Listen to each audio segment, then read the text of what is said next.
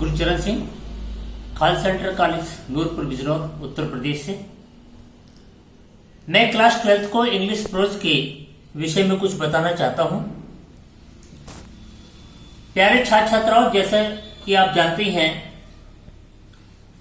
कि आज पूरा विश्व कोरोना नामक महाबीमारी से पीड़ित है और इस महामारी का सामना कर रहा है।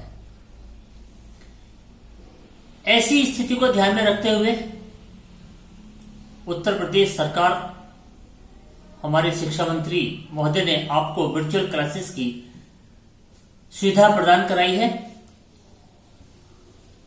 आइए मैं अपने सब्जेक्ट इंग्लिश प्रोज के बारे में आपको आज कुछ जानकारी देता हूं। इंग्लिश प्रोज का जो पहला चैप्टर है वो है a girl with a basket, written by William C Douglas.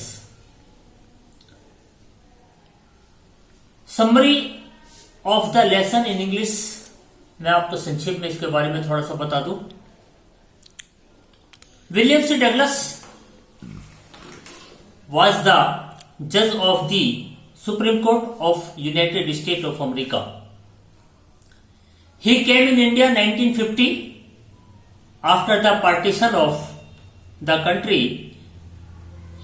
Indian people were facing the problem of refugees.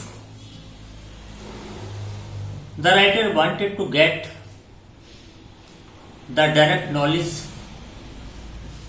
about the feelings and reactions of the pupil against the official reports. With this purpose, he performed the journey from Delhi to Bareilly by train. From there, he wanted to reach Ranikhet by car. The train stopped at each station. The writer got down from the train and talked to the people of different types at the stations. प्यारे छात्रों, ये जो first lesson है a girl with a basket, जो William C Douglas के द्वारा लिखा गया है। विलियम सी डगलस अमेरिका की सुप्रीम कोर्ट के जज थे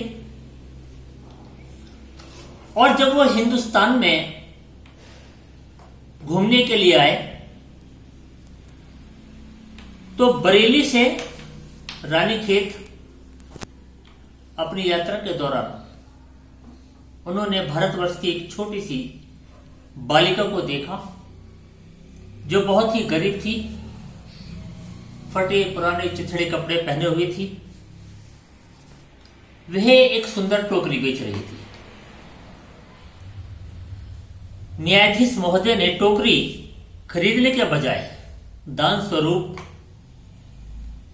उस बालिका को कुछ रुपए देने चाहे, किंतु उस भारत की बालिका ने, उस भारत की बेटी ने विलियम सी डगलस की दया के रूप में उन पैसों को लेने से मना कर दिया। इस घटना से न्यायाधीश महोदय बहुत प्रभावित हुए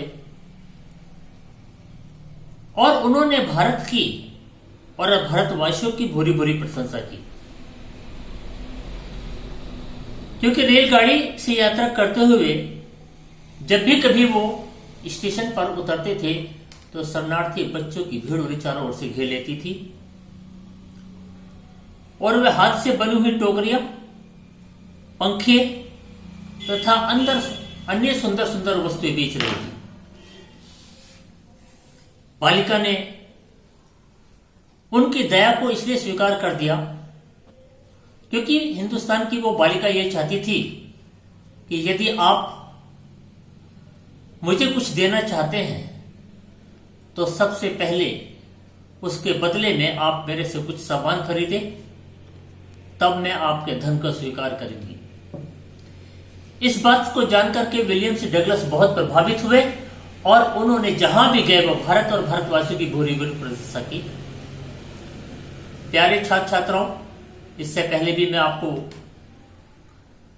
बहुत कुछ बता चुका हूं। आप इस महामारी के दौरान अपने घरों पर रह करके इंग्लिश के वोकैबुलरी को स्ट्रॉन्ग कर रही है, वर्ड मीनिंग्स ज्यादा से ज्यादा याद कीजिए, क्योंकि इंग्लिश प्रोज है, पोएट्री है, शॉर्ट स्टोरी है, मर्चेंट ऑफ वेनिस है। आप घर पर रहकर के इनको पढ़ सकते हैं, अपनी नोटबुक में इन बातों को लिख सकते हैं, उतार सकते हैं, ताकि इस महामारी के संकट में आपकी पढ़ाई ज्यादा से ज्यादा घर पर रह करके हो सके। ऐसी ही आप सबसे मैं उम्मीद करता हूं कि आप घर पर रहेंगे और इस वर्चुअल क्लासेस का लाभ आप घर पर रह करके उठाइए। थैंक यू, शुक्रिया, धन्यवाद।